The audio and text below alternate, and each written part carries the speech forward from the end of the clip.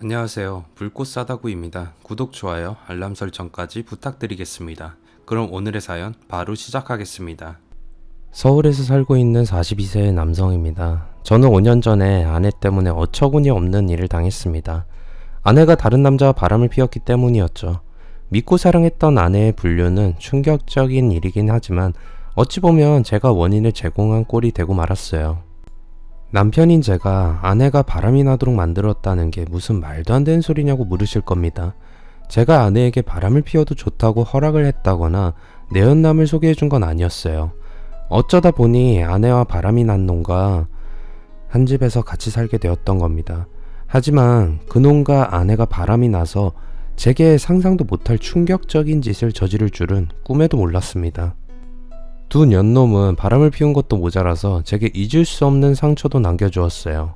저는 그 둘에게 할 수 있는 모든 걸 다해 잘해주었는데 그것들은 은혜를 원수로 갚아버렸습니다. 5년이 지난 지금 생각해도 그놈과 아내가 용서가 되지 않습니다. 그때를 떠올릴 때마다 이가 갈리도록 분하고 억울해서 가슴이 답답해집니다. 그래서 이곳에 들리시는 여러분들이라면 이해해 주실 거라 믿고 제가 파렴치한 아내와 인간 쓰레기 같은 그놈에게 당했던 끔찍한 일을 모두 털어놓으려고 합니다.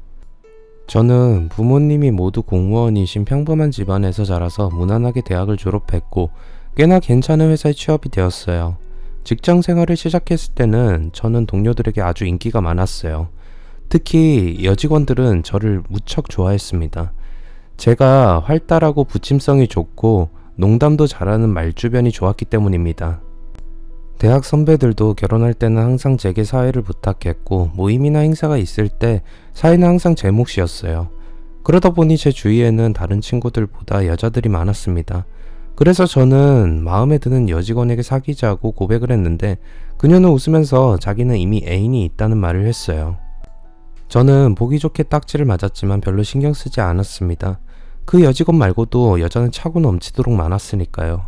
저를 둘러싸고 있는 여자들 중에서 마음에 드는 여자를 하나 고르면 된다고 생각했지만 그냥 편하게 친구처럼 만나는 것과 평생을 함께할 배우자로 만나는 건 질적으로 차원이 다른 문제였어요. 제게 호감을 보이는 여성들에게 저는 이제부터 진지하게 결혼을 전제로 만나자고 말을 하면 모두 한결같이 약속이나 한 듯이 준호씨, 우리 그냥 친구처럼 지내요. 갑자기 사귀자고 하니 많이 당황스럽네요. 라고 하면서 저의 프로포즈를 피했습니다. 그때까지도 저의 주위의 여성들이 제게 호감을 보이면서도 막상 사귀자고 하면 피하기만 하는지 이유를 몰랐어요. 하지만 설을 넘기게 되자 이상하게 제 주위에는 여자들이 하나씩 사라졌어요. 모두 짝을 찾아서 결혼해서 유부녀가 되어버렸던 거죠. 저는 자력으로는 솔로 생활을 청산하기는 어렵겠다는 생각이 들어서 저와 어울리는 배우자를 소개받기 위해 결혼정보회사에 등록을 했습니다. 그런데 여러 번 소개팅을 받지만 번번이 실패하고 말았어요. 직장도 번듯했고 나름 외모도 괜찮았고 한 가지 흠이라면 모아둔 돈이 많이 없다는 것이지만 그렇다고 빈털터리는 아니었어요. 그리고 빚이나 대출을 받은 것도 없었어요. 그런데도 만나는 여자들마다 퇴짜를 놓은 데는 이유가 있었습니다. 저 이런 말씀 드리는 게 어떨지 모르겠지만 앞으로는 소개팅 나가실 때 가발을 쓰시는 게 어떨까요? 제가 보기에 소개팅에 번번이 실패한 이유가 김준호 씨가 대머리여서 그런 것 같아요. 제가 세 번째 소개팅에 실패하자 결혼정보회사 매니저는 제게 정중하게 가발을 쓰라고 요청을 했어요. 저는 설마 머리숱이 없다는 이유만으로 퇴짜를 맞았다고는 믿지 않았습니다. 그러자 매니저는 저를 만났던 여성들이 남겨놓은 소개팅에 대한 후기를 보여주었어요. 설문조사에는 3명의 여성 모두 제가 배우자로 마음에 들지 않는 이유로 똑같이 대머리를 적어 놓았어요. 그제서야 현실을 똑바로 보게 되었습니다. 저는 심각하게 생각하지 않았지만 요즘 여자들은 배 나온 남자하고는 살아도 대머리하고는 못 산다고들 한다네요. 하지만 저는 머리숱이 적은 게 죄도 아닌데 굳이 감추고 다녀야 할 이유가 없다고 생각했어요. 대머리가 남에게는 혐오감을 주는 것도 아닌데 비싼 돈을 들여서 가발을 맞추는 대신에 결혼정보회사와 맺은 회원가입을 취소해버렸습니다. 집신도 짝이 있다는데 살다 보면 제게 맞는 짝이 분명히 나타날 거라고 생각했어요. 직장 생활을 한 지 7년 정도 지난 다음에 저는 원룸을 정리하고 모아둔 돈과 전세 대출을 받아서 제법 괜찮은 아파트를 구해서 전세로 들어가게 되었어요. 방이 3개에 안방과 욕실과 화장실이 딸려있는 넓은 아파트였어요. 혼자 사는 싱글인 주제에 어울리지 않는 넓은 평수의 아파트를 거금을 들여서 전세로 들어간 이유는 아직은 솔로지만 앞으로 결혼에 대해서 신혼집으로 쓸 아파트를 미리 구해 놓았던 거죠. 그 아파트는 지하철 역세권이 있어서 교통이 아주 편리했고 주변 상가들도 많이 있어서 생활하기에는 딱 좋은 조건을 갖추고 있었어요. 저는 전세값이 아주 비쌀 거라고 생각했는데 의외로 싼 가격에 전세로 나와 있었어요. 집주인이 급한 사정이 생겨서 싸게 내놓은 거야. 빨리 계약금부터 걸고 잡는 게 좋아. 안 그러고 머뭇거리다가는 다른 사람한테 뺏겨. 부동산 주인은 이 근처를 다 돌아봐도 이만한 조건의 전세로 나온 아파트는 없으니 빨리 계약을 하라고 말했고, 부동산 주인이 서두르자 저도 조급해져서 계약금부터 걸었습니다. 며칠 뒤에 집주인을 만나서 저는 전세금을 주고 계약은 했습니다. 간단하게 이사를 마친 다음에 비록 전세지만 제 집이 생겼다고 생각하니 날아갈 듯이 좋았습니다. 이제는 마음이 맞는 여자를 만나서 결혼만 하면 된다는 생각을 했는데 저의 부푼 꿈은 한 달이 채 지나지 않아서 산산조각으로 부서지고 말았습니다. 집주인에게 전세 사기를 당했다는 걸 알게 된 겁니다. 난데없이 제 아파트가 법원 경매에 넘어가게 되었으니 빠른 시일 안에 퇴거를 하라는 통보를 받은 겁니다. 집에서 나가지 않으면 강제로 쫓아내겠다는 날벼락 같은 통보였어요. 저는 집주인에게 연락을 했지만 그는 연락이 되질 않았어요. 저는 부동산으로 달려갔지만 부동산 사장은 자기도 집주인 놈에게 속았다고 제게 하소연을 했어요. 계약을 할 때 집주인은 등기부를 보여주었는데 아주 깨끗했었어요. 그런데 알고 보니 그건 근저당이 설정되기 전인 2년 전의 등기부였습니다. 집주인은 날짜를 바꾼 가짜 등기부를 보여주면서 저를 속였던 겁니다. 집주인만 믿고 직접 확인을 해보지도 않았고 전입신고도 아직 마치지 않은 상태였어요. 그러니 저는 아파트에 무단으로 거주하고 있는 꼴이었던 겁니다. 집주인이 제게 의도적으로 사기친 건 분명했기에 저는 전세금을 모두 돌려받을 수 있을 거라고 생각했지만 이미 경매로 넘어가 버린 마당에 그것이 간단한 문제가 아니었어요. 이러고 있다가는 1억이 넘는 전세금을 몽땅 날리고 꼼짝없이 길바닥에 나앉게 될 거란 생각이 들어서 법률구조공단에 도움을 요청했어요. 그곳의 변호사는 제 사정을 모두 듣더니 심각한 표정으로 말했습니다. 우선 집주인을 사기죄로 고발하시고 기다리세요. 살고 계신 아파트가 경매에 넘어가 버렸으니 그걸 막을 수는 없습니다. 경매에서 낙찰이 되면 그 낙찰자를 상대로 전세금을 달라는 소송을 하는 방법이 있어요. 변호사는 아파트가 경매에 낙찰될 때까지 기다렸다가 낙찰자에게 전세금을 받아내고 그가 집주인을 상대로 구상권을 행사하도록 해보자고 했어요. 문제는 제 아파트가 언제 낙찰이 될지는 알 수가 없는 일이라고 했어요. 그러니 우선은 기다려야 했습니다. 길바닥에서 노숙을 하지 않으려면 일단 급하게 방을 구해야 했어요. 여러 군데 알아보다가 저렴한 공유하우스가 제 눈에 들어왔습니다. 공유하우스를 운영하고 있는 회사로 찾아가서 직원과 함께 집을 직접 둘러보니 시설이 아주 좋았어요. 게다가 수중에 돈이 별로 없었던 제게는 저렴한 방값이 매력적이었습니다. 다만 한 가지 흠이라면 도시 외곽에 있어서 제가 다니는 회사와 멀리 떨어져 있어서 출퇴근에 시간이 많이 걸린다는 점이었어요. 하지만 그 대신 집 뒤편에 산으로 통하는 등산로가 있었고 주변이 숲으로 둘러싸여 있었고 근처에 집이 별로 없어서 공기도 좋고 조용했어요. 주말이나 퇴근 후에 간단하게 산책을 하거나 운동을 하기에는 더없이 좋은 조건을 갖추고 있었습니다. 저는 계약을 하고 바로 다음날 짐을 가지고 들어갔습니다. 그 집에는 미혼 여성 둘만 살고 있었어요. 공유하우스에는 방이 5개가 있었는데 2개는 아직 비어 있었습니다. 안녕하세요. 정미연이라고 해요. 생활하시면서 불편하거나 어려운 점이 있으면 저한테 말씀하세요. 그녀는 이 공유하우스에서 벌써 3년째 살고 있는 최고참이라고 했어요.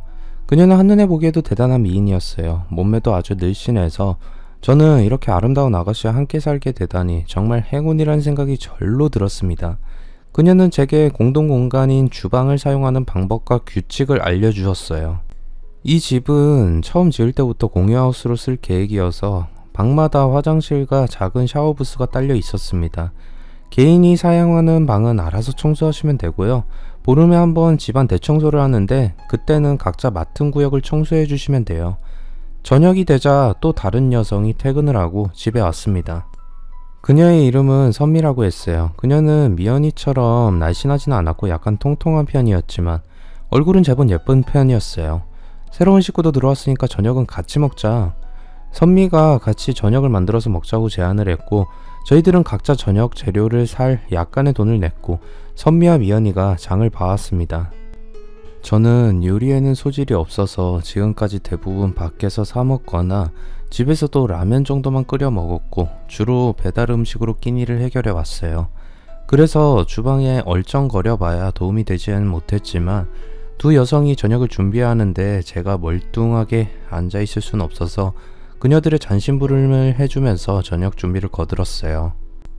그날 저녁에 저희들은 맥주를 곁들여서 환영식을 열었습니다.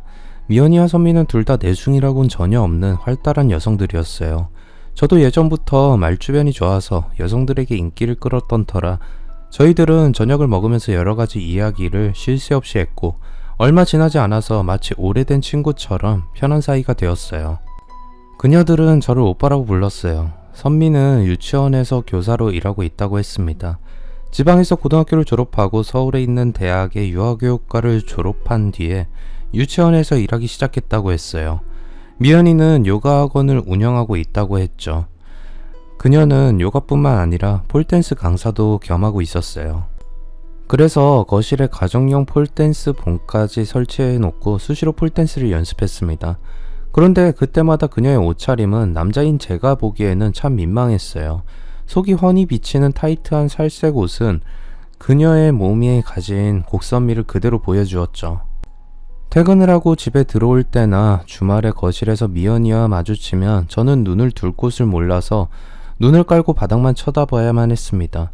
한 번씩 봉에 거꾸로 매달리기도 하고 여러가지 기묘한 자세를 연출해내는 미연이를 볼 때마다 늘씬하고 매끈한 곡선미를 자랑하는 탐스러운 그녀의 몸매가 너무 아름답다는 생각을 했어요.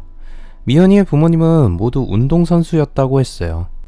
엄마는 체주선수였고 아버지는 육상선수로 활동하다가 초등학교 체육교사로 근무하고 있다고 했어요. 엄마를 닮아서 몸이 남다르게 유연하고 순발력이 좋아서 미연이는 어릴 때부터 체조를 하게 되었다고 합니다. 그런데 중학생 시절에 감독에게 불미스러운 일을 당하고 너무 놀라서 체조를 그만뒀다고 했어요. 미연이는 체조부가 있는 중학교로 진학을 했는데 체조부 감독은 처음부터 미연이에게 지나치게 신체 접촉을 많이 했다고 합니다. 원래 체조라는 종목이 지도를 하려면 몸을 잡아주기도 하고 자세를 고쳐주기 위해 신체 접촉을 많이 하는 종목이라 미연이는 감독이 자신의 몸을 여기저기 만져대도 대수롭지 않게 생각하고 넘어갔다고 해요. 그런데 2학년에 올라가서 처음으로 전국 단위 대회에 출전한 미연이가 연습을 마치고 숙소에서 자고 있었는데 문이 조용하게 열리더니 감독이 방 안으로 들어왔다고 합니다. 미연이는 잠결에 이불 속으로 누군가가 들어와서 놀라서 잠이 깼다고 해요. 미연이는 감독과 눈만 마주쳐도 피하게 되었고 수시로 감독에게 당한 일이 떠올라서 경기를 할 때 집중이 되지 않았다고 했어요. 그러니 실력은 늘지 않았고 전에는 하지 않았던 실수도 자주 저지르게 되었다고 했어요. 그러다 2단 평행봉에서 착지를 하면서 발을 헛디뎌서 발목 부상을 심하게 당하게 되었다고 합니다. 미연이는 오히려 좋은 기회라고 생각해서 부상을 핑계로 체조를 그만두었다고 해요. 미연이는 체조를 그만두고 고등학교에 들어간 뒤에는 공부를 시작했어요. 미연이가 고등학교에 들어간 뒤에 그 감독은 시합에 참가했을 때 숙소에서 여자 코치를 건드렸다가 코치가 임신을 하게 되면서 학교가 발칵 뒤집어졌다고 합니다. 감독과 코치는 학교를 그만두어야 했고 급기야 체조부도 해체되었다고 해요. 감독은 내부 고발로 인해서 경찰 조사를 받았다고 합니다. 미연이는 체조를 그만두고 대학에 들어온 뒤에 취미생활로 요가를 시작했는데 남다른 유연성을 가졌던 그녀에게 요가는 적성이 딱 맞아서 요가 강사로 나서게 되었고 그녀에게 요가를 배우던 수강생의 소개로 폴댄스를 접하게 된 뒤에 푹 빠지게 되었다고 했어요. 미연이는 아직 애인이 없었는데 자기가 원하는 조건에 맞는 남자를 아직 찾지 못했기 때문이라고 했습니다. 미연이는 결혼을 해도 출산을 하지 않을 생각이라고 했어요. 출산을 하는 순간부터 여자는 몸이 굳어지는 법이야. 내가 가지고 있던 유연성을 잃어버리느니 차라리 자식을 포기하겠어. 출산하면 그녀의 몸이 가지고 있던 유연성은 모두 사라지고 살도 급격하게 불어나기 때문에 그럴 바에는 죽을 때까지 애를 낳지 않을 생각이라고 했어요. 미연이는 지금까지 많은 남자들을 만나왔지만 그녀가 내건 조건을 받아들이는 남자는 아직 없었다고 합니다. 한 번 동거를 한 적도 있었지만 동거남은 동거 시작 전에 했던 말과는 다르게 약속을 지키지 않았고 임신을 요구하면서 말다툼이 잦아졌고 결국 헤어지게 되었다고 했어요. 미연아, 우리 이제 애를 가지면 안 되겠니? 나도 다른 부부들처럼 애랑 같이 산책도 하고 외식도 하면서 살고 싶어. 우리가 동거 전에 한 약속을 벌써 잊었어? 나 절대 임신 안 한다고 했지. 자꾸 이럴 거면 우리 헤어져. 미연이는 단호하게 동거남의 임신 요구를 거절했는데 동거남은 계속 애를 원했다고 해요. 그러자 미연이는 최후의 수단으로 정관수술을 하라고 했답니다. 당장 가서 수술하고 와. 매번 관계를 할 때마다 피임하는 것도 번거로우니까 당신이 묶어. 안 그러면 앞으로 나랑 잠자리 할 생각은 꿈도 꾸지 마. 알았어? 미연이는 고집이 세고 자기 주장이 아주 강한 여성이라 한번 결정하면 절대 바꾸는 법이 없다는 걸 아는 동거남은 할 수 없이 정관수술을 하고 왔다고 합니다. 그런데 몇 달 뒤에 미연이는 임신을 했다고 합니다. 미연이는 놀라서 동거남을 추궁했고 동거남은 그녀에게 거짓말을 했다고 털어놓았다고 합니다. 하지도 않은 정관수술을 했다고 말했던 거죠. 화가 난 미연이는 동거남에게 욕을 퍼붓고 헤어졌다고 해요. 저는 미연이가 참 지독한 여자라는 생각이 들었어요. 하지만 유치원 교사로 일하고 있는 선미는 모든 면에서 미연이와 대비가 되었어요. 몸매도 미연이와는 판이하게 달라서 비만은 아니었지만 누가 봐도 살이 쪘다고 느낄 정도의 몸매였어요. 선미는 먹는 악으로 사는 여자처럼 먹는 걸 아주 좋아했습니다. 그녀의 방에는 늘 과자며 빵 같은 군것질거리가 떨어지지 않았죠. 선미가 식도락이 된 이유는 남친과 헤어지면서부터였다고 했어요. 그녀의 말에 따르면 예전에는 미연이 이상으로 몸매가 좋았다고 합니다. 뭐 믿거나 말거나지만 말이에요. 그런데 대학 시절에 사귀던 남친이 다른 여자 선배와 동거를 하다가 결혼을 하고 그녀를 버리자 그 충격과 슬픔을 먹는 걸로 달래기 시작했다고 합니다. 그러자 6개월 만에 몸무게가 거의 2배로 늘어나 버렸다고 해요. 몸무게가 거의 0.1톤에 육박하게 되자 선미는 정신이 번쩍 들었다고 합니다. 그녀는 전문가의 도움을 받아가면서 살을 빼기 위해서 필사적으로 노력을 했고 1년 만에 겨우 정상 체중으로 돌아왔지만 여전히 먹는 즐거움을 버리지는 못하고 있었어요. 한 번은 제가 냉장고 안에 들어있던 선미의 냉동식품을 무심코 먹었다가 아주 곤욕을 치러야 했어요. 제 방에서 게임을 하고 있는데 선미가 노크도 없이 문을 벌컥 열고 들어왔어요. 야, 선미야, 노크 좀 해라. 선미는 제 말에는 대답도 하지 않고 저를 잡아먹듯이 노려보고 있었어요. 오빠가 내 냉동 파스타 먹었어? 맞아, 내가 먹었어. 왜 남의 음식을 함부로 손을 대는 거야? 선미는 갑자기 소리를 버럭 질렀어요. 전 몹시 당황스러웠습니다. 그까지 냉동 파스타 하나 먹은 게 뭐가 대수라고 이렇게 소리까지 지르는지 저는 이해가 되지 않았습니다. 오늘 저녁에 먹으려고 뒀는데 왜 오빠가 먹어? 이 밤중에 그거 사러 나가는 게 얼마나 귀찮은 줄 알아? 아, 미안해. 내가 금방 가서 사가지고 올게. 미안해. 됐어. 짜증나 죽겠네. 앞으로 내가 사놓은 음식에 절대 손대지 마. 그래, 알았어. 저는 급히 선미에게 몇 번이나 사과를 했고 바로 달려나가서 냉동 파스타를 사왔습니다. 공예하우스는 외딴 곳에 있어서 편의점에 가려고 해도 차를 몰고 10분이 넘게 나가야 할 정도였어요. 선미는 잠옷을 갈아입고 자기 전에 파스타를 먹으려고 했는데 제가 그 계획을 망쳐버렸던 겁니다. 그 일이 있은 뒤로 저는 선미의 음식에는 손을 대지도 않았어요. 미연이도 선미와 먹는 문제로 자주 다퉜습니다.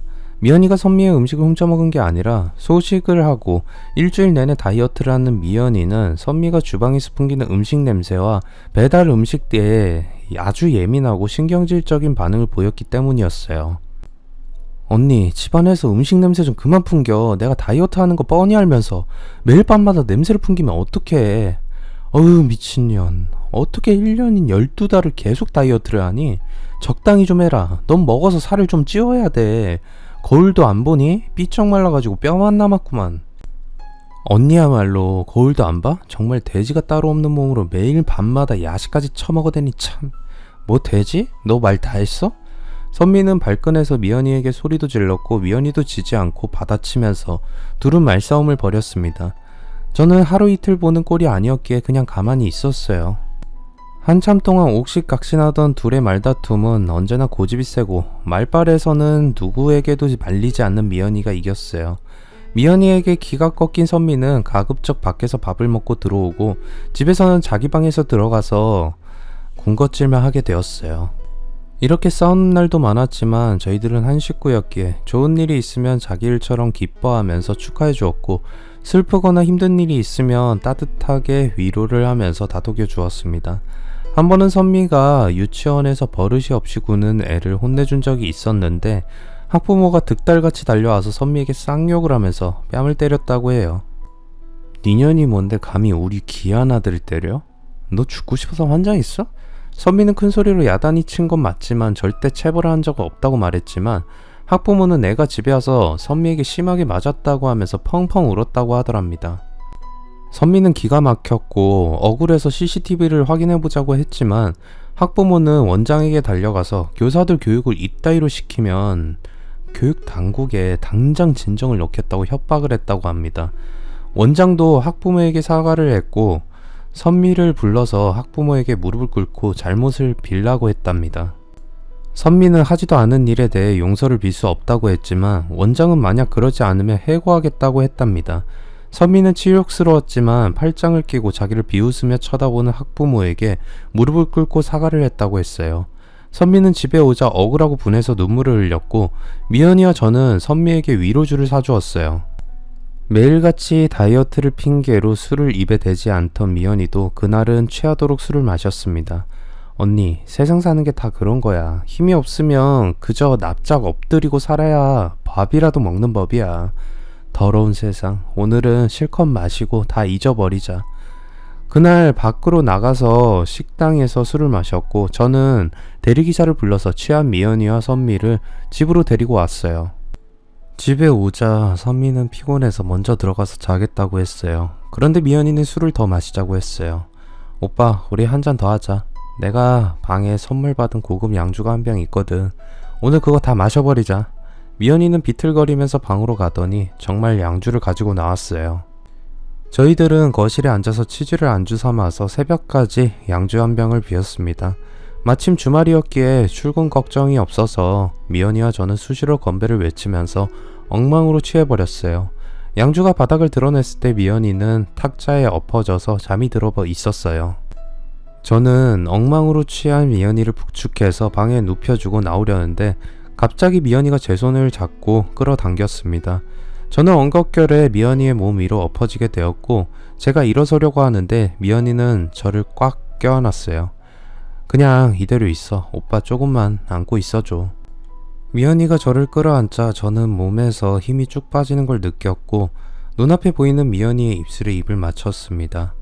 미연이는 저를 덮고 끌어안았고 저희들은 하나가 되었어요. 다음날 아침에 미연이는 아무 일도 없었다는 듯이 저를 대했어요. 그러니 저도 전날 밤 일에 대해 먼저 말을 꺼내지 않았습니다. 그래, 어차피 하룻밤 같이 즐긴 거야.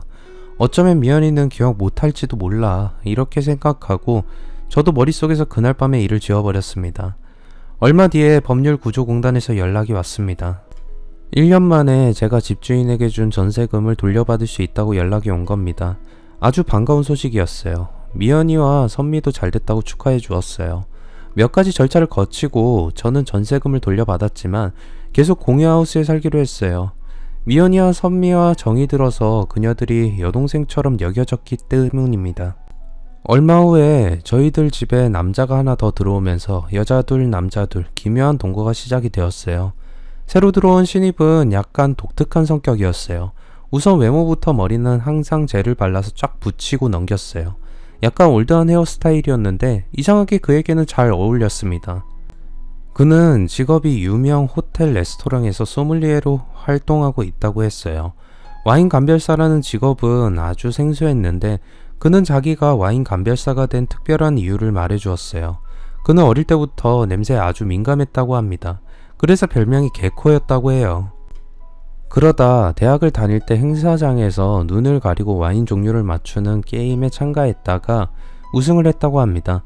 그때부터 와인 감별이라는 직업에 흥미를 느끼게 되었고 냄새에 민감한 자신과 잘 맞는다고 생각해서 소믈리에의 길로 들어서게 되었다고 했어요. 신입의 이름은 조성진이라고 했습니다. 그는 남자인데도 여성적인 취향이 강했고 반려견까지 키우고 있었어요. 원래 공유하우스에서 반려견을 키우는 건 허락이 되지 않았지만 요크셔 테리어 계통의 소형견이었고 순하고 짖지도 않아서 저희들은 회의를 해서 그의 애완견을 받아주기로 결정했어요. 미연이는 신입에게 제가 비염이 약간 있어요. 그러니까 개를 키우는 건 좋은데 털 날리지 않게 각별히 주의해주세요 라고 말했어요. 그는 절대로 다른 사람들에게 폐를 끼치는 일 없도록 하겠다고 했고 정말로 실천을 했습니다. 그는 결벽증 같은 증상이 있어서 누가 시키지 않아도 주방이나 공동공간을 사용하고 나면 지나칠 정도로 깔끔하게 청소를 했어요. 거실이나 집안 구석구석에 개털이 날리지 않도록 수시로 청소기를 돌리고 걸레질을 했어요. 그는 반려견을 키우면서 관리를 제대로 하지 않는 사람들을 보면 정말 화가 난다고 했습니다. 반려견은 제 자식이나 마찬가지예요. 자식을 낳기만 하고 제대로 돌보지 않는 건 부모 자격이 없듯이 반려견을 제대로 보살펴줄 생각이 없는 사람들은 개를 키우면 안 됩니다. 그는 자신이 가진 결벽증이 직업과 관련 있다고 했어요. 호텔 레스토랑에서 일하다 보니 위생관념이 철저해야 했고 와인 감별사는 미각과 특히 후각에 민감해야 해서 늘 몸을 자주 씻고 청결을 유지하는 게 버릇이 되었다고 했습니다. 그는 부침성이 좋은 성격이라 같은 남자인 저와는 금세 친해졌어요. 그는 바로 저를 형이라고 불렸어요. 형님, 그냥 말 편하게 해요. 저 외동아들이라 형제가 없어서 형 같은 사람을 보면 괜히 기대고 싶고 의지하고 싶어지네요. 저도 남동생이 하나 생기는 게 나쁘진 않았어요. 성진이는 저희들을 자기가 일하는 호텔로 초대해서 특별한 와인을 대접해 주기도 했어요. 성진이가 합류한 뒤로 저희들은 짝이 맞아서 주말이 되면 자주 어울려서 나들이도 가고 외식도 하게 되었어요. 그리고 휴가철이 되어서 저희들은 가까운 가평의 펜션으로 갔습니다. 그때 미연이가 제게 뜻밖의 고백을 했어요. 펜션에 도착해서 놀다가 밤이 되자 미연이는 제게 산책을 가자고 했어요. 저는 아무 생각 없이 따라 나섰습니다. 미연이와 저는 산책로를 따라 걷다가 벤치에 앉아서 쉬었는데 뜬금없이 미연이는 오빠, 그날 밤에 좋았어? 나하고 자니까 어땠어? 라고 물었어요. 저는 의문스러웠습니다. 미연이가 왜 그걸 몇 달이나 지나 이제야 묻는지 이해가 되지 않았어요. 제가 머뭇거리자 미연이는 피식 웃으면서 걱정하지 마, 오빠를 경찰에 신고해서 몰아세우려는 거 아니야. 순진해서 당황하기는. 미연이는 귀 밑까지 얼굴이 빨개져서 허둥거리는 저를 보고 귀엽다고 하면서 웃었어요. 난 오빠가 좋아. 그냥 오빠랑 있으면 마음이 편해져.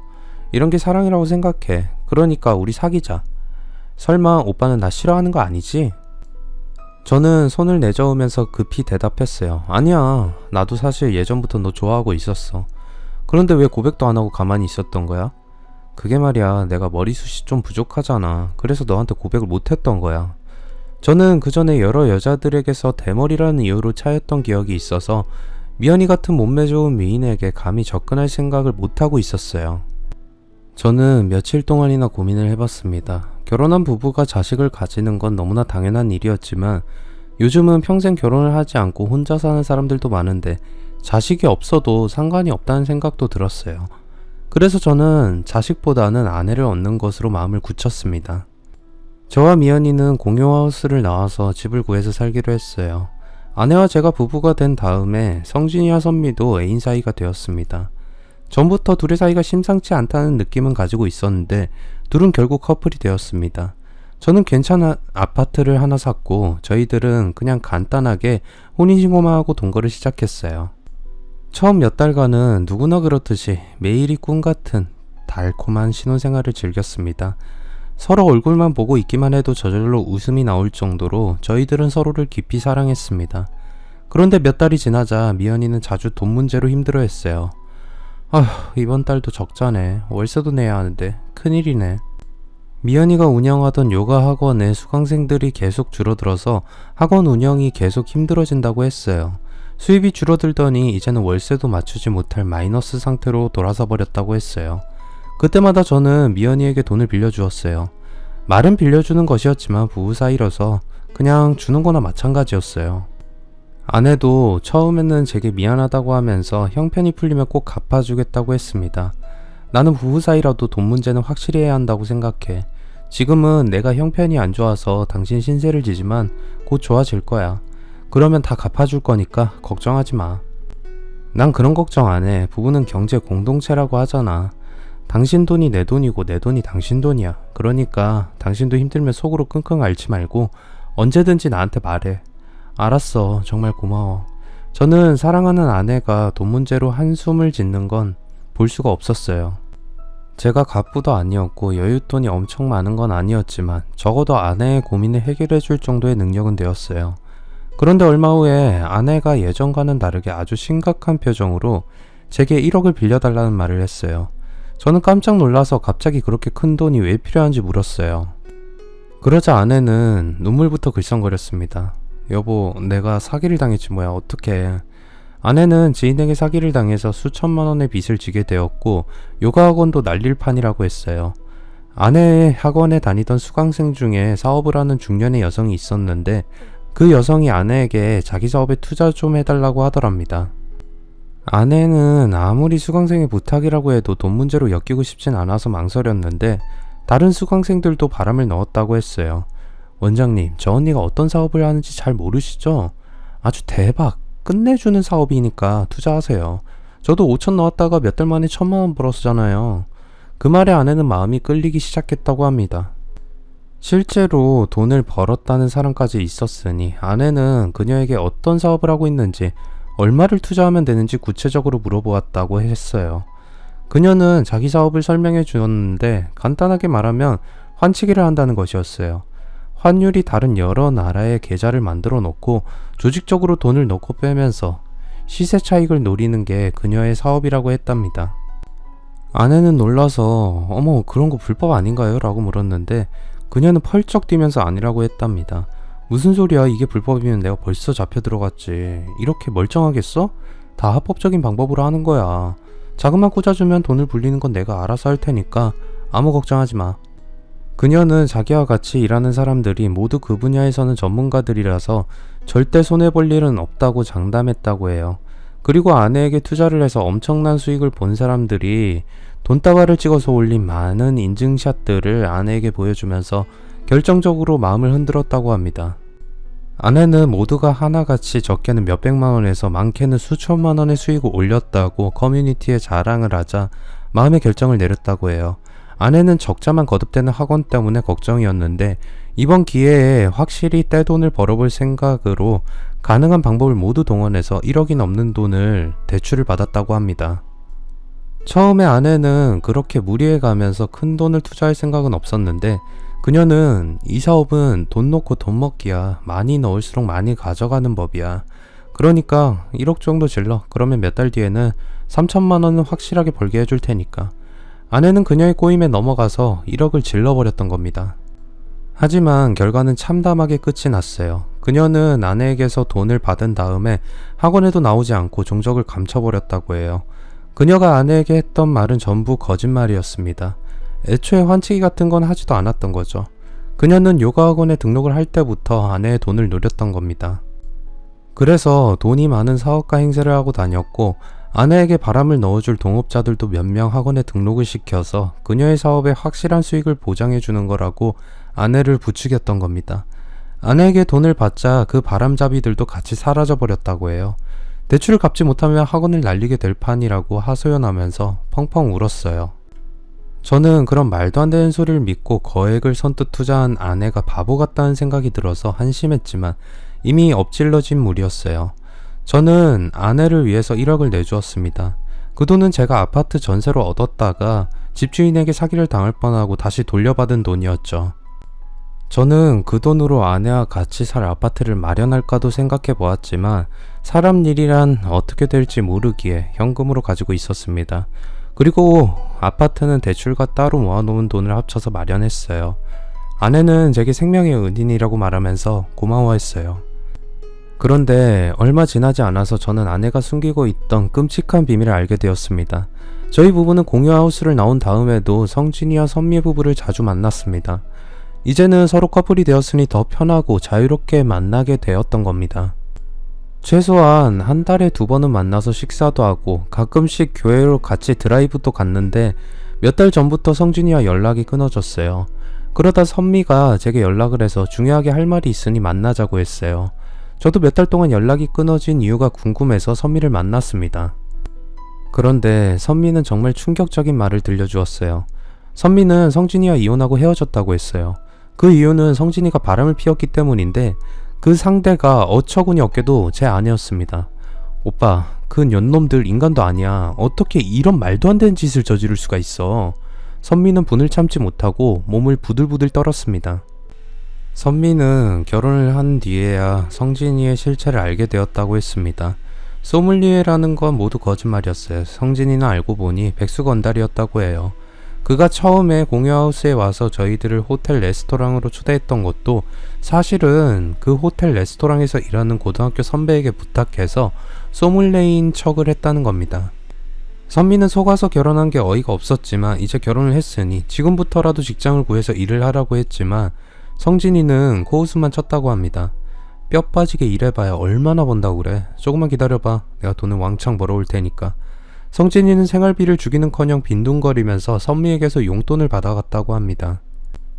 선미는 화가 나서 성질대로 하면 당장 이혼을 하고 싶었지만 그래도 기왕이 시작한 결혼 생활인데 성진이가 정신만 차리면 될 거라고 생각해서 그를 차분하게 설득했다고 합니다. 하지만 그는 일을 하라는 선미의 말을 전혀 듣지 않았고 둘은 매일같이 부부싸움을 하게 되었고 더 이상 참을 수 없게 된 선미가 이혼을 하자고 소리를 지르자 성진이는 1000만원짜리 수표 몇 장을 꺼내 던져주더라고 했어요. 자, 봤지? 인생 한방이야. 그러니까 앞으로는 조용히 입 닥치고 있어. 선미는 깜짝 놀라서 무슨 돈이냐고 물었는데 성진이는 자기가 투자해놓은 사업에서 수익금을 받은 거라고 자랑스럽게 말했다고 합니다. 선미도 그런 줄로만 알았고 성진이가 백수건달로 지내는 줄로 알았는데 나름대로 계획이 있었다고 생각해서 안심했다고 합니다. 그런데 그 돈은 바로 아내와 성진이가 제게서 사기쳐간 돈이었던 겁니다. 선미는 성진이가 아내와 불륜관계라는 걸 알게 되었고 성진이를 추궁해서 아내와 짜고 제 돈 1억을 빼돌렸다는 걸 알게 되었다고 했어요. 미연이년 말이야. 오빠랑 결혼하기 전부터 그놈하고 내연관계였어. 그런데 왜 미연이년이 오빠랑 결혼한 줄 알아? 그놈하고 같이 살 돈이 필요했던 거야. 정말 인간 쓰레기 같은 것들이야. 오빠랑 나는 그것들한테 완전히 이용당한 거야. 참 기가 막힌 말이었어요. 공유하우스에 있을 때부터 미연이와 성진이는 내연관계였는데 저를 이용하겠다는 생각을 한 건 아마 제가 전세금 1억을 돌려받은 걸 미연이가 알았기 때문일 거라고 했어요. 선미는 자기는 성진이 놈과 모든 관계를 정리했으니 아내와의 관계는 제가 알아서 하라고 하면서 그것들이 동거를 있는 집을 알려주었습니다. 제가 집으로 찾아가자 꼴이 참 가관이었습니다. 두 년놈은 속옷만 입고 침실에서 뒹굴고 있었습니다. 저는 화가 머리끝까지 치밀어서 아내의 뺨을 후려 갈겨버렸습니다.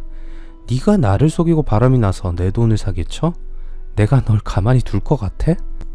저는 핏발이 선 눈으로 아내를 노려보며 소리를 질렀지만 아내는 아주 차분한 목소리로 말했어요. 가만히 안 두면 어쩔 건데 웃기고 있네. 누가 너 같은 대머리 좋아할 것 같아? 다 네가 가진 돈 때문이었어. 아내의 말에 저는 맥이 탁 풀리고 말았습니다. 그런데 더 놀랍고 경악스러운 사실은 아내가 얼마 전에 그놈의 애를 임신했다는 겁니다.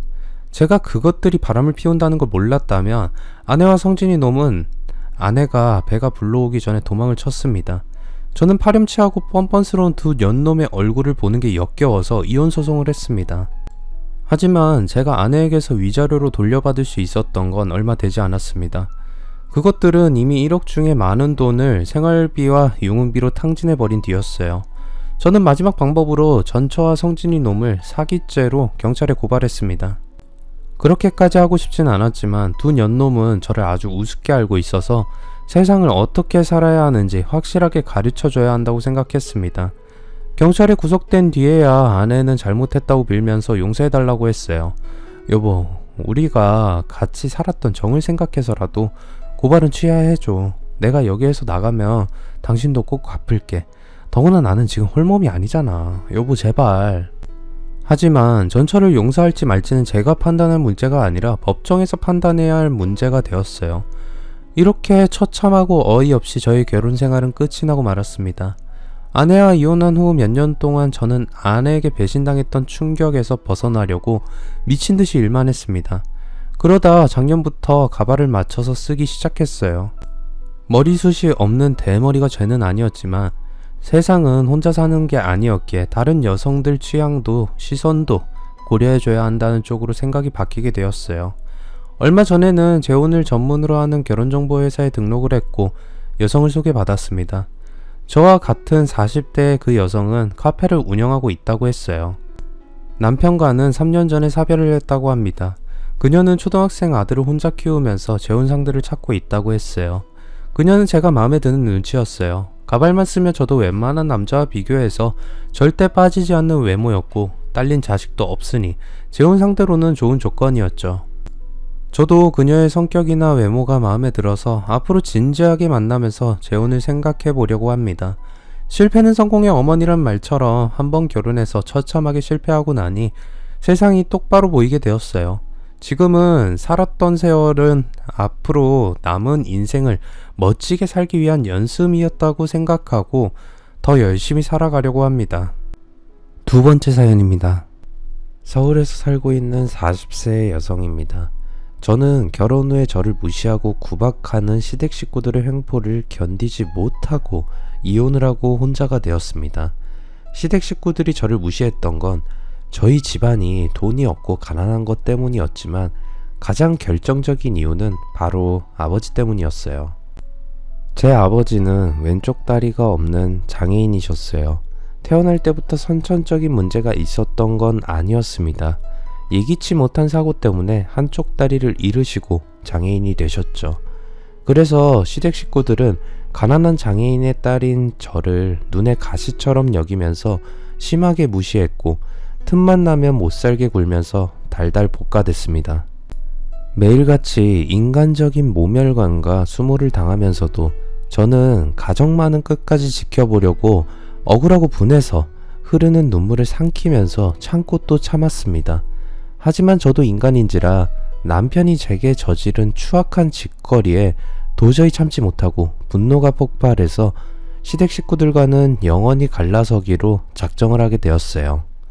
흔히 사람이 스스로 목숨을 끊을 결심을 하는 가장 큰 이유가 억울함 때문이라고 합니다. 5년이 지났지만 아직도 제 마음속에는 그때의 억울함이 그대로 남아 있습니다. 그래서 오늘은 제가 한때 목숨을 끊어버릴 생각까지 했을 정도로 시댁 식구들에게 어떤 취급을 당해왔는지 여러분들에게 모두 털어놓고 말씀드리려고 합니다. 제 아버지는 건설 현장에서 일을 하셨어요. 건물을 만들 때 골격이 되는 철근 구조물을 만들고 조립하는 일을 주로 하셨는데 일이 힘들고 위험하긴 했지만 아버지는 경험이 많은 숭늉공이셔서 일당을 아주 많이 받으셨어요.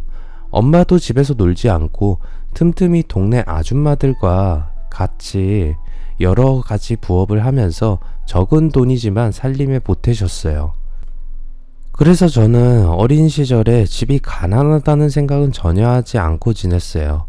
그런데 아버지께서 큰 사고를 당하게 되셨어요. 그날도 아버지는 일을 마치고 집으로 오는 길이셨어요. 횡단보도에서 파란불로 신호가 바뀌고 아버지는 길을 건너가는데 무서운 속도로 달려온 승용차가 미처 속도를 줄이기는 했지만 멈추지 못하고 아버지를 들이받았다고 해요. 아버지는 충격으로 바닥에 쓰러지셨고 승용차는 잠깐 망설이더니 그대로 지나가 버렸다고 합니다. 그때 아버지의 왼쪽 다리가 승용차 바퀴 밑에 깔리면서 완전히 부서져 버렸던 거죠. 승용차는 뺑소니를 쳐버렸지만 주위에는 사람들이 많아서 경찰에 신고를 했고 출동한 경찰은 긴 추격전 끝에 사고를 낸 운전자를 잡았다고 해요.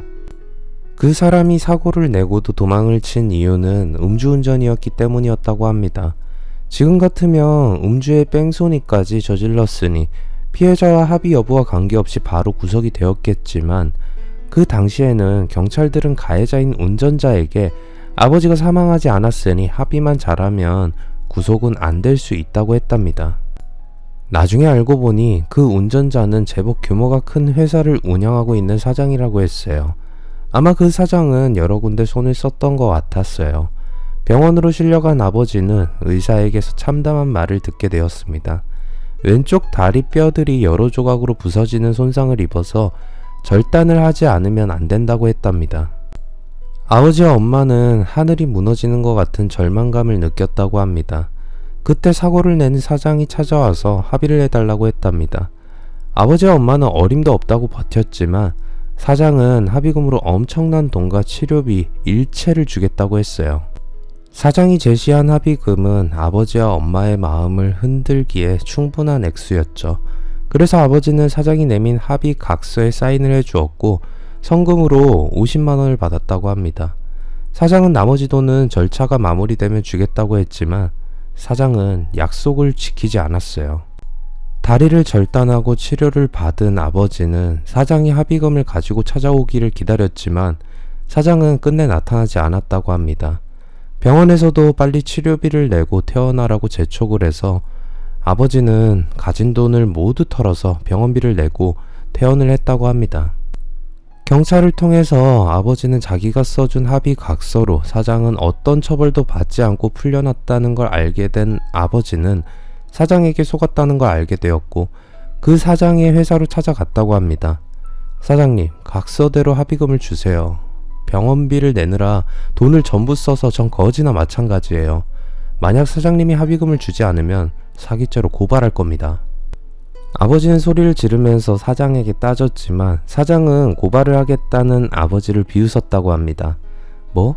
네가 나를 고발해? 난 이미 합의금을 다 줬어. 이 각서가 그걸 증명하고 있잖아. 이런 거지 같은 자식이 어디서 감히 누굴 협박하는 거야? 합의금을 모두 받기도 전에 각서부터 덜컥 써준 아버지의 실수였어요. 사장은 아버지에게 자기를 믿고 제발 각서를 써달라고 애원하면서 간이며 쓸개까지 다 빼줄 것처럼 굴었기에 아버지는 돈이 많은 사장이 설마 거짓말을 하겠는가 생각해서 성금만 받고 각서부터 써줬는데 아버지의 실수였던 거죠. 사장은 경비원을 시켜서 아버지를 쫓아내버렸고 아버지는 여러 차례 사장을 찾아갔지만 사장은 만나지도 못하고 문전박대만 당했다고 합니다. 그런데 더 슬픈 일은 아버지가 실업자가 되어버린 것이었죠. 건설 현장에서 철근을 조립했던 아버지는 높은 곳에 올라가야 하는 일이 자주 있었는데 이제 한쪽 다리가 없으니 높은 곳에서 일하는 건 불가능했어요. 그러니 아버지가 일했던 현장 감독은 아버지를 불러서 일을 그만두라고 했답니다. 정씨, 나도 마음이 아프지만 우리 현장에서 정씨가 할 수 있는 일은 없어. 그러니까 다른 일을 찾아봐. 감독님, 철근 일은 못해도 다른 잡부들처럼 아무 일이라도 시켜주세요. 하다못해 현장에서 청소하는 일은 할 수 있습니다. 그러니 제발 부탁드려요. 나도 마음 같아선 그러고 싶지만 시공사 관계자들이 현장에 와서 장애인이 일하는 걸 보면 기겁을 할 거라고. 사정은 딱하지만 나도 어쩔 수가 없어. 미안해. 아버지는 지푸라기라도 잡는 심정으로 다른 현장을 가봤지만 돌아오는 대답은 같았어요. 평생을 건설 현장에서 일을 해온 아버지가 할 수 있는 일은 다른 일은 없었습니다. 생계를 책임지던 가장이 실업자가 되자 이제 엄마가 나서서 본격적으로 돈을 벌어야만 했어요. 엄마는 소소한 부업은 때려치우고 파출부나 식당 일 등 여러 일을 가리지 않고 하면서 돈을 벌어야 했어요. 그러니 아버지에 대한 불만은 날이 갈수록 쌓여만 갔어요. 어이구, 내가 전생에 무슨 나쁜 짓을 저질렀기에 다리 병신하고 같이 살면서 먹여 살려야 돼. 어이구, 내 팔자야. 엄마는 일을 마치고 지친 몸으로 집에 돌아오며 그저 무기력하게 방에 앉아있는 아버지를 보고 날마다 신세한탄을 쏟아냈어요. 그때마다 아버지도 답답한 마음을 엄마에게 말했습니다. 당신도 힘들겠지만 나도 갑갑해서 미칠 지경이란 말이야. 누가 놀고 싶어서 방구석에만 처박혀 있는 줄 알아? 백방으로 일거리를 찾아도 일거리를 주겠다는 사람이 없으니 나도 미치겠다고. 주제에 남자라고 큰 소리를 쳐? 마누라 고생하는 게 안쓰러우면 집에서 빈둥거리지 말고 길거리에 깡통이라도 갖다 놓고 구걸이라도 하란 말이야. 정말 꼴보기 싫어 죽겠어. 엄마와 아버지는 매일같이 부부싸움을 했고 중학생이던 저는 엄마와 아버지의 언성이 높아지면 슬그머니 밖으로 나와서 동네 골목길에 쪼그리고 앉아서 눈물만 흘렸습니다. 그러다가 엄마에게 남자가 생기고 말았어요. 엄마에게 일거리를 소개해주는 인력사무실 사장이었어요. 엄마는 아버지가 보는데도 그 사장과 전화통화를 하면서 사랑한다느니 보고 싶다느니 하는 말을 하면서 아버지의 속을 까맣게 태웠습니다. 당신 뭐야? 지금 다른 남자랑 바람난 거야? 그래, 돈도 못 벌어오는 다리 병신하고 사는 게 너무 지치고 힘들어서 잘해주는 남자랑 바람났다. 왜? 인연이 정말 말이면 단 줄 알아. 너 오늘 죽고 싶어? 어이구, 그래, 죽여라. 자, 죽여봐. 엄마는 바람을 피운다는 걸 숨기지도 않았어요. 오히려 그렇게 아버지를 자극해서 이혼을 하려고 했습니다. 우리 이혼해. 난 당신하고 이렇게 사는 게 신물이나. 그러니까 갈라서자. 안 돼. 이혼은 절대로 못 해줘. 내가 다른 놈이랑 바람난 걸 뻔히 알면서도 같이 살겠다는 거야? 그래, 내 몸이 이 지경인데 당신이라도 없으면 내가 어떻게 살란 말이야? 그러니까 여보, 이제부터 당신이 하라는 대로 다 할 테니 제발 이혼하자는 말은 하지 말아줘. 부탁이야. 어이구, 내가 미쳐. 이런 찰가머리 같은 놈이 딱 붙어서 떨어질 생각을 안 하네. 어이구, 내 팔자야. 엄마는 아버지에게 이혼하자고 수도 없이 말했지만 아버지는 엄마가 없이 장애 있는 몸으로 혼자 살아갈 걸 생각하니 도저히 엄두가 나지 않아서 이혼은 죽어도 못한다고 버텼어요. 그러자 엄마가 집을 나가버렸습니다. 집을 나간 지 일주일 뒤에 인력사무실 사장과 같이 집에 왔어요. 그리고 엄마는 저와 아버지가 집에 있는데도 작은 방에서 그 사장과 잠자리를 가졌어요. 아버지는 화가 나고 치욕스러워서 몸을 덜덜 떨었지만 그런 말도 안 되는 상황은 꼭 참으셨어요. 저는 작은 방에서 들려오는 엄마의 야릇한 소리를 들을 수 없었습니다. 밖으로 나가서 어쩌다 우리 집이 이렇게까지 되었는지 너무 기가 막히고 서글퍼서 그 사장이 갈 때까지 혼자서 펑펑 울었습니다. 엄마가 내연남까지 집에 끌어들이자 견디지 못한 아버지는 다시 밖으로 나가서 할 수 있는 일을 수소문하고 다녔어요. 그때 구두가게를 운영하던 영감님이 아버지를 자기 가게에서 일하게 해주셨어요. 그 영감님은 만들어져서 나오는 기성 구두를 파는 게 아니라 손으로 만드는 수제화를 만들어서 팔고 계셨어요. 그 영감님은 아버지에게 구두를 수선하는 법을 가르쳐 주었어요. 정씨, 구두를 만드는 건 아주 어렵고 힘든 일이야. 몇 년 배운다고 되는 게 아니야. 하지만 구두를 고치고 수선하는 건 요령만 익히면 되니까 구두를 수선하고 광내는 걸 배워서 구두방을 차려. 그러면 밥벌이는 될 거야. 네, 영감님, 감사합니다. 열심히 배우겠습니다. 아버지는 그날부터 구두를 닦고 고치는 법을 배우기 시작했어요. 아버지는 구두 수선이 마지막 직업이라고 생각하고 누구보다 열심히 배웠습니다. 그래서 구두방을 차려서 돈을 벌게 되면 엄마도 바람을 피우지 않을 거고 가정으로 돌아올 거라고 굳게 믿었던 거죠. 하지만 아버지의 바람은 헛된 꿈으로 끝이 났습니다. 엄마가 영영 집을 나가버린 겁니다. 엄마는 짐을 챙긴 다음에 제 손을 잡고 수연아, 일주일만 기다려. 엄마가 너 데리러 올 테니까. 알겠지? 엄마는 그 말만 남기고 가버렸어요. 그리고 일주일이 지나고 한 달이 지나도 저를 데리러 오지 않았습니다. 아버지는 집으로 돌아와서 엄마가 가출한 것을 알고는 한참 동안이나 멍하니 앉아 계셨어요. 그러다 정신을 차리고 일하는 데만 집중하셨어요. 아마 아버지도 엄마가 내연남에게 가버린 걸 어느 정도 예상한 것 같았습니다. 구두 수선을 완전히 익힌 아버지는 구청 사회복지과의 도움을 받아서 길거리 모퉁이에 구두 수선점을 낼 수 있었어요. 아버지는 저희들을 버리고 가버린 엄마는 잊고 오로지 저만 생각하면서 열심히 일을 하셨어요. 시간이 지나면서 아버지의 딱한 사정을 아는 사람들이 저마다 구두를 맡겼고 아버지는 정성을 다해서 일을 했어요. 아버지는 오랜 시간 현장에서 일하면서 다져진 손기술이 있었기에 구두 수선점은 날로 번창해 가서 저희 두 식구가 먹고 사는 데는 지장이 없을 정도가 되었어요. 고등학생이 된 저는 학교를 마치면 날마다 구두 수선점에 가서 아버지를 도와드렸습니다. 아버지는 쓸데없이 가게에 나오지 말고 집에서 공부나 하라고 하셨지만 저는 이미 대학을 갈 생각은 없었어요. 고등학교만 졸업하면 무조건 어디든 취직을 해서 몸이 불편한 아버지의 짐을 덜어드리려고 마음을 먹고 있었어요. 졸업을 한 뒤에 저는 직장을 알아보았지만 고졸의 경력도 전무한 저를 선뜻 받아주는 회사는 없어서 면접에서 빈번히 떨어지고 말았어요. 저는 일단 알바를 해서 직장을 알아보기로 하고 휴대폰 대리점에서 알바를 시작했어요. 그렇게 몇 개월이 지난 다음에 대리점 사장님이 저를 부르더니 수연아, 너 알바가 아니라 제대로 된 직장 구한다고 했지? 네, 사장님. 정직원으로 일할 수 있다면 어디든 좋아요. 그럼 내 친구가 자기 비서를 구한다고 하는데 내가 말해볼까? 네, 그래주시면 정말 감사하죠. 사장님은 회사를 운영하는 자기 친구가 비서를 구한다고 했어요. 사장님은 제 외모가 준수하니까 비서로 일하기에는 문제가 없을 거라고 하셨어요. 며칠 뒤에 사장님은 그 친구의 회사로 찾아가 보라고 제게 말을 했고 저는 회사로 찾아가서 그 사장을 만났습니다. 수연이라고? 이리로 앉아. 사장의 회사는 규모가 아주 크지는 않았어요.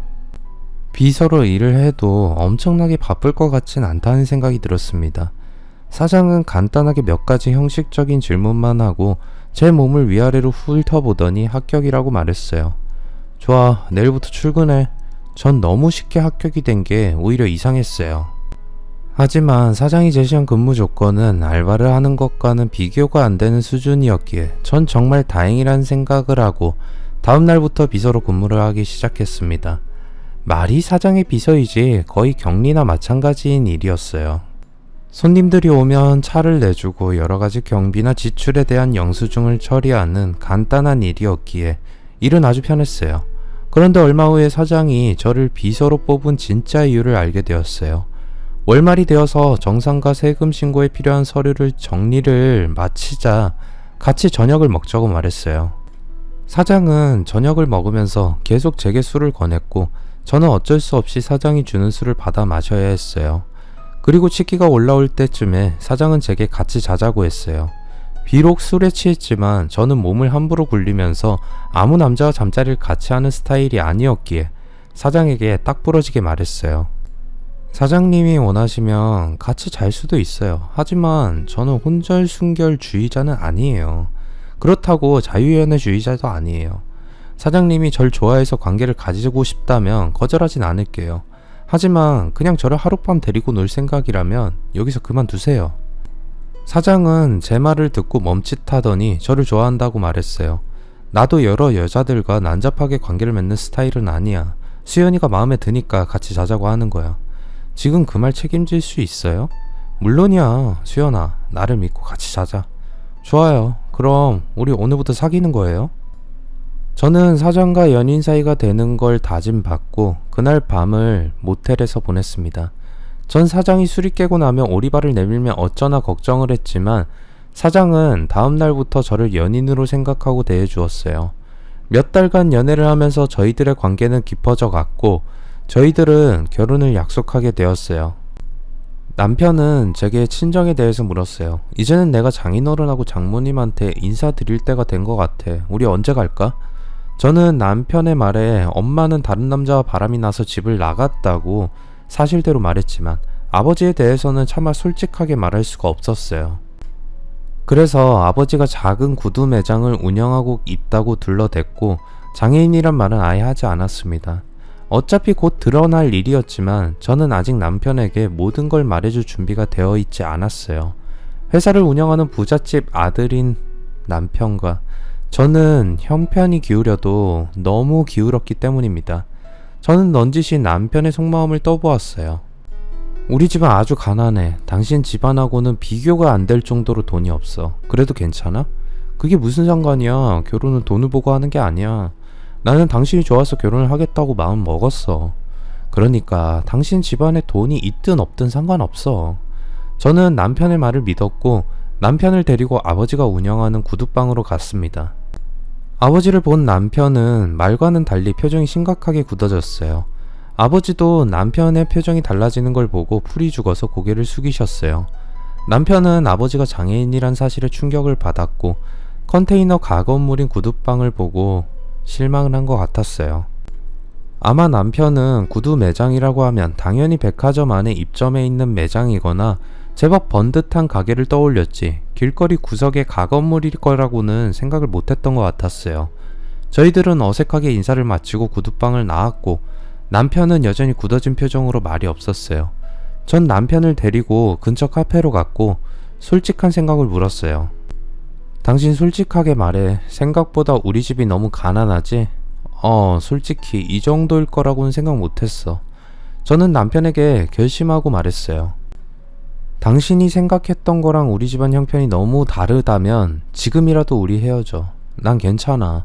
당신 속물이라고 생각하면서 원망하지도 않을 거야. 그러니까 의무감에서 하는 결혼이라면 그럴 필요 없어. 남편은 생각할 시간이 필요하다고 했어요. 저는 남편이 생각을 정리하고 연락하기를 기다렸습니다. 아마 남편은 저와의 결혼 약속은 없었던 것으로 하자고 말할 걸로 생각하고 마음을 비우고 기다렸어요. 아버지도 시댁이 부자라는 걸 아시고는 괜히 헛된 꿈을 꾸지 말라고 하셨어요. 결혼은 서로 어울리는 집안끼리 하는 게 맞는 거야. 한쪽이 너무 기울어지면 나중에 탈이 나는 법이야. 모두 나 때문에 이런 일이 생기는구나. 미안하다 수연아. 내가 죄인이다. 아버지는 자기 때문에 저의 혼사가 틀어진다고 생각하셔서 자책을 하셨습니다. 제가 아무리 아버지 잘못이 아니라고 말해도 부모의 입장에서 돈이 없고 구두수성공인 아버지는 저를 볼 면목이 없다고 하셨어요. 그런데 며칠 뒤에 남편이 저를 만나자고 했어요. 마음의 결정을 내렸고 저와 결혼을 하겠다고 하는 겁니다. 전 믿어지지 않았지만 남편은 자신의 결정에 변함이 없다고 했어요. 그날 저는 시댁에 인사를 드리러 갔습니다. 남편이 이미 말을 했는지 시부모님은 저희 집안 형편에 대해서 알고 계셨어요. 그래서 시어머니는 저를 보자 대놓고 눈살을 찌푸리면서 마음에 안 들어 하셨어요. 경수, 넌 어째 여자를 보는 눈이 이 모양이냐? 얼굴 반반한 것 빼고는 내세울 게 하나도 없는 년을 며느리라고 데려오다니 정말 한심한 노릇이야. 옆에 계시던 시아버지가 나서서 시어머니의 말을 막았습니다. 어허, 이미 결정된 거 아니냐. 결혼이란 당사자의 의견이 가장 중요한 거야. 죽이 되든 밥이 되든 둘이 한번 살아보겠다는데 애미가 돼서 시작도 안 했는데 초를 칠 생각부터 하나. 시아버지는 남편의 결정을 받아들인다고 하셨어요. 그나마 시아버지가 저를 좋게 봐주니 정말 다행이었어요. 만약 그렇지 않았다면 아마 제가 결혼을 포기했을지도 몰랐어요. 전 끝까지 저를 못마땅하게 쳐다보는 시어머니의 부담스러운 시선을 느끼면서 첫인사를 마쳤고 상견례를 하게 되었어요. 그날 시아버지와 대면한 아버지의 표정이 아주 이상했어요. 그건 시아버지도 마찬가지였어요. 순간적이었지만 두 사람은 서로 보고 아주 놀란 눈빛을 보이다가 곧 아무 일 없다는 듯이 표정을 바꾸었어요. 하지만 저는 아버지의 태도와 표정에서 이상한 점을 느꼈어요. 잠깐이었지만 아버지의 눈에서는 불꽃 같은 분노가 비쳤으니까요. 상견례를 하는 동안 아버지와 시아버지는 서로 한마디도 말을 하지 않았어요. 의례적으로라도 인사라도 할 법한데 둘은 인사조차 하지 않았고 굳어진 표정으로 서로 외면하고 있었어요. 상견례를 하면서도 시어머니는 저희 아버지를 아주 불쌍한 눈빛으로 쳐다보면서 혀를 찼어요. 아휴, 사지 멀쩡한 사람도 살아가기 힘든 세상에서 저런 몸을 어떻게 살아왔나.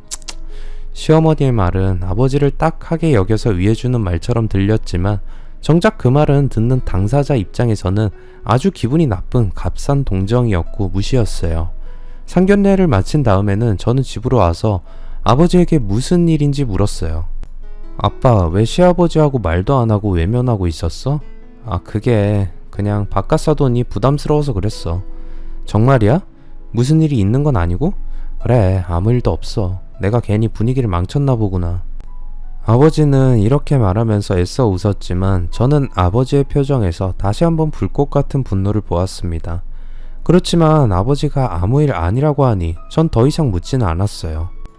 결혼을 한 뒤에 시어머니의 태도를 보고 시집살이가 쉽지 않을 거라고 예상은 했지만 시어머니는 저를 볼 때마다 인상을 찌푸렸고 저를 벌레 보듯이 하찮게 대했어요. 시어머니의 친구분들이 놀러와서 제가 차와 과일을 대접해도 저를 친구분들에게 며느리라고 소개하지도 않았어요. 친구분들이 제가 누구냐고 물어야 겨우 아들이 며느리라고 데려온 년이야 라고 아무렇지 않게 말했어요.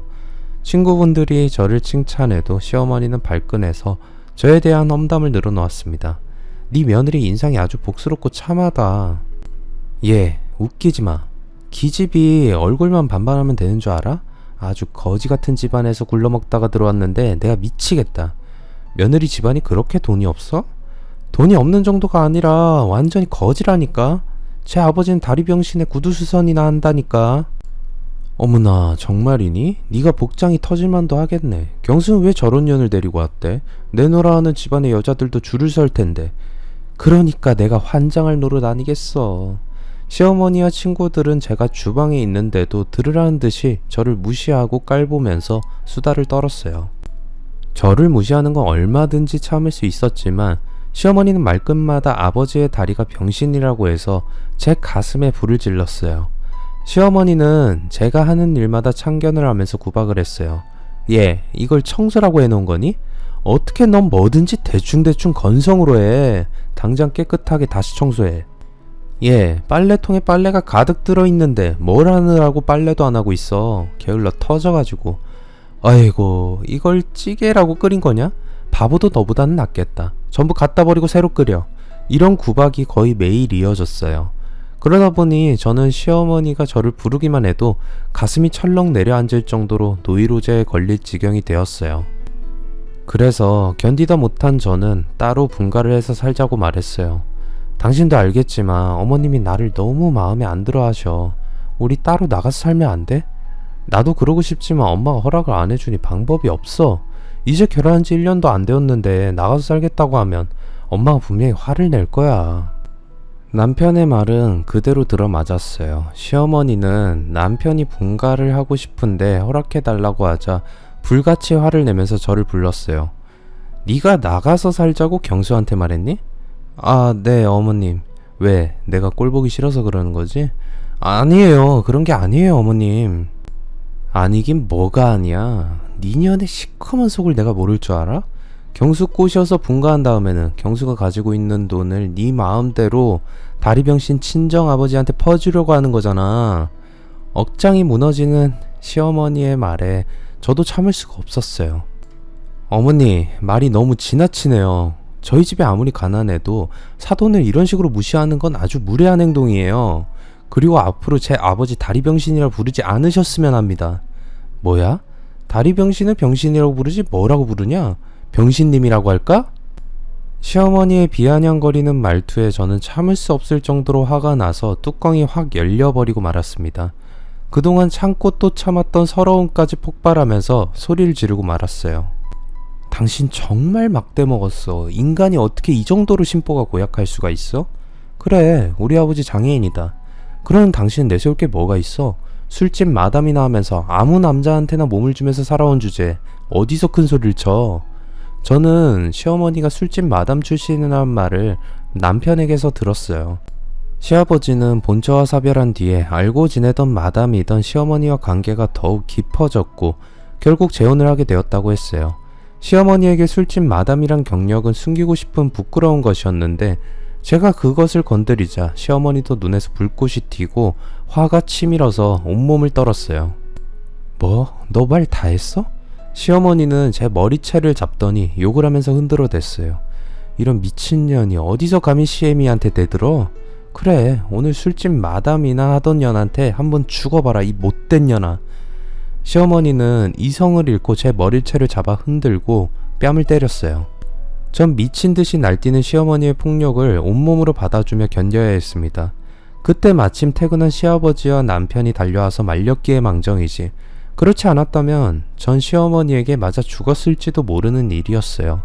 그만큼 시어머니는 미친 사람처럼 날뛰었습니다. 자초지정을 알게 된 시아버지는 도저히 저희 부부와 시어머니가 같이 살 수는 없다고 생각하셔서 분가를 허락하셨어요. 그리고 이유가 어찌되었든 하늘같은 시어머니에게 맞짱을 뜨듯이 덤빈 제게 사과하라고 하셨어요. 전 어쩔 수 없이 시어머니에게 무릎을 꿇고 고개를 숙여서 사과를 했습니다. 그런데도 시어머니는 고개를 돌리고 저를 쳐다보지도 않았어요. 저희 부부가 분가를 하고 얼마 뒤에 저는 시아버지와 아버지 사이에서 무슨 일이 있었는지 알게 되었습니다. 제가 아버지의 구두방에 갔는데 뜻밖의 사람이 있었습니다. 시아버지였어요. 아버지와 뭔가 심각하게 대화를 하던 시아버지는 저를 보더니 놀라서 급히 구두방을 나가셨어요. 어머, 아버님, 여긴 어쩐 일이세요? 그냥 사돈 어른 잘 지내시는지 궁금해서 들러봤다. 그럼 난 먼저 간다. 시아버지가 가고 난 다음에 아버지는 아주 침울한 표정으로 멍하니 앉아 계셨어요. 제 눈에 아버지가 들고 있는 봉투가 보였어요. 아빠, 무슨 일이에요? 그 봉투는 또 뭐예요? 그제서야 아버지는 긴 한숨을 내쉬면서 입을 여셨어요. 정말 악연이구나. 저 갈아 마셔도 시원치 않은 놈을 다시 만나다니. 아버지는 제게 봉투를 넘겨주셨고, 제가 봉투를 열어보니 안에는 500만원짜리 수표가 한 장 들어있었어요. 내 다리를 이 지경으로 만든 놈이 바로 네 시애비란 놈이다. 저는 순간 몸이 힘이 쫙 빠졌고 현기증이 일어났어요. 그때 술을 마시고 아버지를 차로 치고 도망쳤다가 합의를 하자고 하면서 사기를 쳤던 사장놈이 시아버지라니.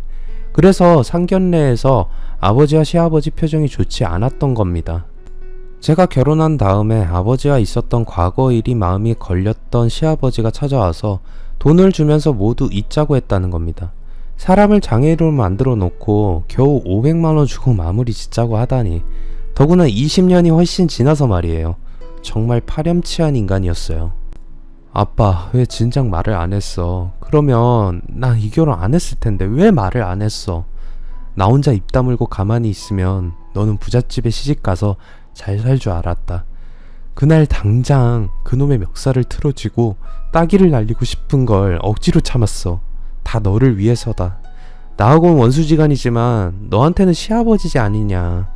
그러니 딸 가진 죄인이라고 내가 참아야지. 어떻게 아무것도 모르고 결혼한다고 좋아하는 너한테 그런 말을 할 수가 있겠니? 만약 그때 시아버지가 제대로 합의금을 주고 약속을 지켰더라면 엄마는 바람이 나지 않았을 거고 우리 가족은 더 행복하게 살 수 있었을 거란 생각이 들자 저는 눈물이 흘렀고 시아버지의 야비한 행동을 용서할 수 없었어요.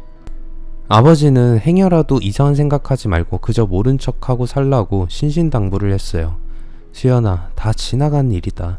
누굴 탓하고 원망해서 무슨 소용이 있겠니? 나도 그놈한테 다 잊고 용서하기로 약속했다. 그러니 너도 그저 문서방이랑 행복하게 살 생각만 해라. 부탁이야. 하지만 저는 아버지를 장애인으로 만들고도 합당한 보상과 책임을 지지 않은 시아버지를 용서할 수가 없었어요. 언젠가는 꼭 아버지가 받을 만큼 돌려주겠다고 마음속으로 다짐했습니다. 그리고 몇 달 후에 그 기회가 찾아왔어요. 시아버지는 곧 회사 경영에서 물러날 계획이었어요. 그래서 남편에게 모든 걸 물려주려고 했는데 문제는 남편이 회사를 운영하는 실력이 신통치 않았던 겁니다. 남편은 사장이라고는 했지만 모든 결정은 시아버지가 내렸고 남편은 그저 자리만 지키고 있는 바지 사장인 꼴이었죠. 시아버지는 이제 경영 일선에서 물러나서 쉬고 싶다고 하셨어요. 주위에서는 아직 젊으시니 회사를 더 이끌어 가시라고 했지만 시아버지는 지친다고 하셨어요. 내가 젊었을 때부터 일만 하면서 살다 보니 이제는 좀 쉬고 싶어. 그런데 경수놈을 믿을 수가 없으니까 걱정이야. 그놈한테 전부를 맡겼다가는 회사를 말아먹기 딱 좋으니까 말이야. 그래서 시아버지는 자신이 물러나도 남편의 회사 경영을 도와줄 사람으로 전무이사를 낙점했어요. 전무이사는 시아버지와 거의 창업 동기 같은 사람으로 시아버지가 가장 믿고 신뢰하는 임원이었어요. 저도 전무이사를 만난 적이 있었는데 인상이 선하고 거짓말이라고는 할 줄 모르는 사람처럼 보였습니다. 그런데 저는 전무이사와 시어머니가 은밀한 관계라는 걸 우연히 알게 되었어요. 제가 시댁에 들렀을 때 시어머니는 안방에서 누군가와 전화통화를 하고 있었는데 제가 들어보니 전무이사였어요. 시어머니는 어이없게도 전무이사를 자기라고 불렀어요. 그런데 더 충격적인 것은 시어머니와 전무이사가 내연관계라는 게 아니었어요. 자기야, 경수놈은 어리석하니까 우리가 계획한 대로 은밀하게 진행하기 어렵지 않을 거야. 그래, 그 바보 같은 놈이 눈치채지 못하게 회사 지분은 모두 정리해. 그리고 우리 한국을 떠나서 자유롭게 즐기면서 살자. 영감도 기력이 예전만 못해서 관계를 해도 성에 차지도 않아. 그래도 나를 만족시켜주는 건 자기밖에 없어. 그래, 나 술집 할 때부터 자기만 좋아했잖아. 영감하고야 뭐 돈 때문에 그동안 같이 살았던 거지. 하지만 이제 끝날 때가 된 거야. 시어머니는 내연남인 전무이사와 공모해서 남편과 시아버지 모르게 회사를 정리하고 그 재산을 가지고 도망칠 생각을 하고 있었어요. 어차피 남편도 시어머니의 자식이 아니었으니 걸릴 게 아무것도 없는 셈이었죠. 전 시어머니의 계획을 알아낸 다음에 남편에게 모두 말해주었습니다. 남편은 제 말대로 전무이사가 회사에서 무슨 짓을 하는지, 누구를 만나고 다니는지 자세히 살펴서 시아버지에게 보고를 했습니다. 얼마 지나지 않아서 남편과 시아버지는 전무이사가 회사의 지분을 몰래 매각하려는 확실한 증거를 찾게 되었어요. 화가 난 시아버지는 시어머니를 불러서 호통을 쳤습니다. 근본도 없이 술장사나 하던 년을 걷어줬더니 은혜를 원수로 갚으려고 들어? 이런 배은망덕한 년 같으니. 시아버지의 호통에 시어머니는 사색이 되어서 오해라고 하면서 빌었지만 시아버지는 시어머니의 뺨을 정신이 번쩍 들도록 때렸고 전무이사와 시어머니를 사기 공범으로 경찰에 고발했습니다. 저를 못 잡아먹어서 안달을 하던 시어머니를 시댁에서 쫓아내고 나니 이번에는 남편이 문제를 일으켰어요. 그 전부터 남편의 행동이나 태도가 어딘지 수상하다는 생각은 해왔는데 남편이 다른 여자와 딴살림을 차려서 동거를 하고 있을 줄은 꿈에도 몰랐어요. 수개월 전부터 남편은 지방으로 출장을 자주 내려갔어요. 그런데 우연히 저와 통화를 하게 된 회사 관계자는 남편이 지방으로 출장 갈 일이 없다고 하는 겁니다. 이상하다는 생각이 들어서 저는 남편 몰래 휴대폰에 위치 추적 앱을 깔아두었어요. 남편이 어디를 가는지 실시간으로 그 장소를 제 휴대폰으로 알려주는 앱이었어요. 며칠이 지나자 남편은 다시 지방으로 출장을 간다고 했어요. 저는 앱을 켜두고 남편을 미행하기 시작했어요. 남편은 대전으로 내려갔습니다. 대전에 도착한 남편은 주택가의 빌라 앞에 차를 세우고 안으로 들어갔어요. 저는 차 안에서 어떻게 할지 가만히 생각을 해보았습니다. 바로 남편이 동거녀와 같이 있는 현장을 덮칠 것인지 아니면 좀 더 기다릴 것인지 고민을 했어요. 그러다 분류는 현장을 덮쳐서 증거를 잡는 게 중요하다 생각하고 빌라 안으로 들어갔습니다.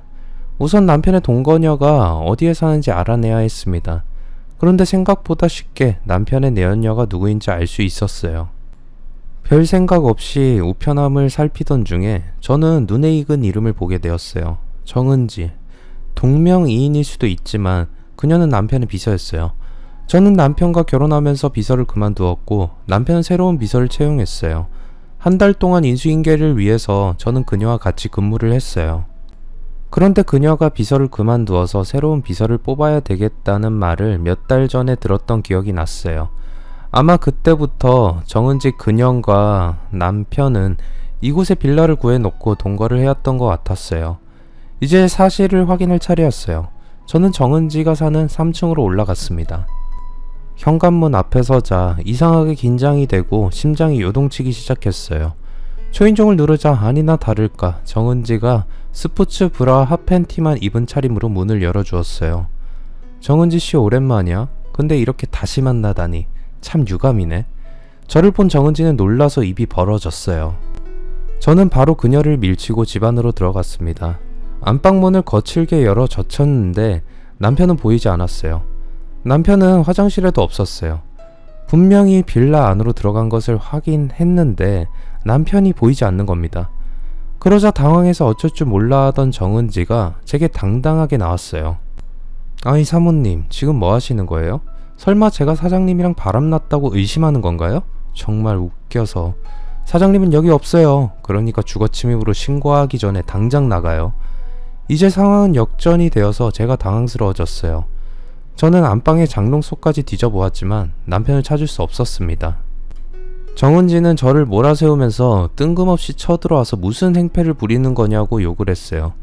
그때 베란다 밖에서 남편의 목소리가 들렸습니다. 사람 살려요, 살려줘요.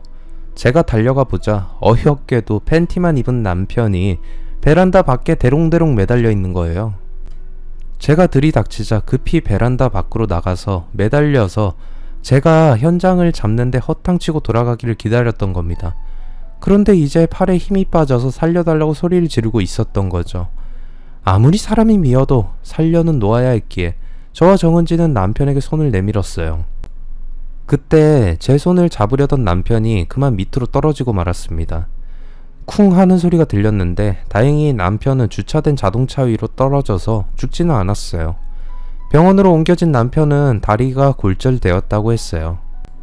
의사는 뼈가 부러지면서 날카로운 끝부분이 신경조직을 건드려서 뼈가 붙어도 다리를 심하게 절게 될 거라고 했어요. 저는 마음 같아선 당장 남편과 이혼 소송을 하고 싶었지만 남편이 퇴원하기를 기다렸습니다. 2달 뒤에 남편이 다리를 절면서 퇴원하자 저는 바로 이혼 소송을 했어요. 시아버지는 제게 소송은 취하하고 합의를 보자고 했어요. 얘야, 내가 합의금은 원하는 대로 줄 테니까 소송은 취하해라. 하지만 저는 가증스러운 시아버지의 말을 믿을 수가 없었죠. 아버지에게 사기를 치더니 이젠 저한테도 합의금을 충분히 주겠다고 속이려고 드는 겁니다. 이보세요 아저씨, 20년 전에 제 아버지를 속이더니 이젠 저를 속이려고 하세요?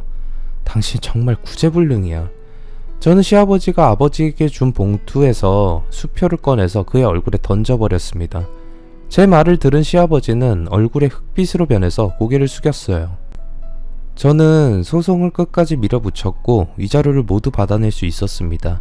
나중에 들리는 말로는 제게 위자료를 마련해 주느라 회사의 지분을 매각했는데 그것이 화근이 되어서 남편과 시아버지는 회사의 경영권을 다른 주주들에게 넘겨주게 되었다고 했어요.